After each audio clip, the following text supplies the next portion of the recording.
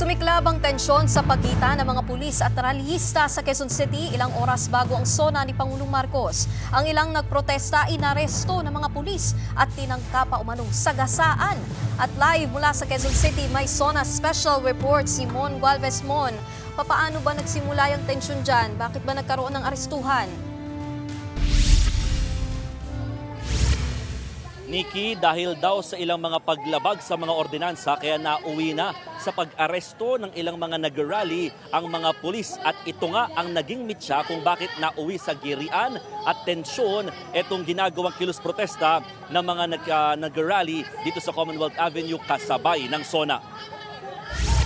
Isa-isang dinampot at pilit isinakay ng mga pulis sa BJMP bus ang ilan sa mga nag-rally sa kahabaan ng Commonwealth Avenue. Sinubukan makipag-usap ng mga lider ng grupo gaya ni Bayan President Renato Reyes pero wala silang direktang sagot na makuha sa mga pulis. Sinubukan pa nga nilang pigilan ng bus at awatin ng pag-aresto pero hindi ito umubra. Muntik tuloy silang masagasaan dahil sa pagdire-diretso pa rin ng BJMP bus. Kinundena ng mga nag-rally ang aksyon ng pulisya. Git nila, may permit at koordinasyon sila sa lokal na pamahalaan at PNP kaya bakit kailangang umabot sa arestuhan. Paliwanag naman ng PNP, malinaw daw na may nilabag ang ilang miyembro ng mga rallyista. Kinundena naman ng grupo ang ginawang pag-aresto. Pakinggan natin ang pahayag ng PNP at ng ilang rallyista. They were accosted because of violations of ordinances and special laws. Particularly 9003, RA 9003, BP 880 and local ordinances. Lalo na yung magtatakip ng mukha, bawal naman magtatakip ng mukha. Kinokondina natin yung ginawa nilang panghuli sa hanay mismo ng ating protesta. Kahit sa protocol ng pulis, bawal yon. Coordinated ang ating protest sa LGU at saka sa pulis.